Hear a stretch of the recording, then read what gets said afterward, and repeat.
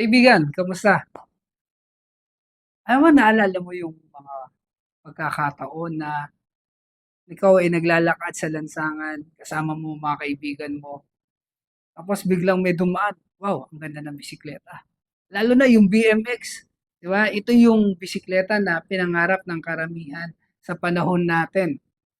At even ngayon, yung mga batang paslit, pag nakita ng mga bisikleta, gustong gusto magkaroon. Pero habang tumatagal ang panahon sa paglaki ng mga batang ito, katulad natin, na nagkaroon ng bisikleta, nangarap magkaroon ng motor. Tapos pagkatapos ng ilang buwan o taon ng pagbumotor, ano ang nasa isipan? Gusto ko ng four wheels. Ganyan po tayo.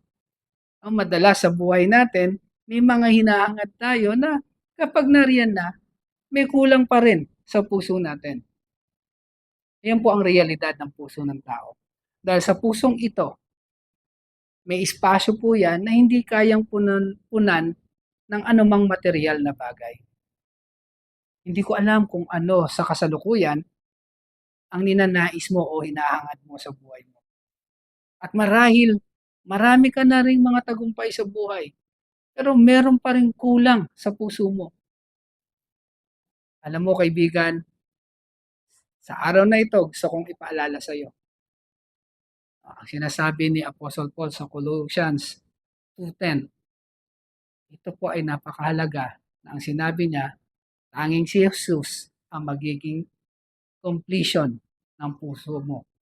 Siya lang ang magbibigay at magpupuno ng kulang sa espasyo ng puso na yan.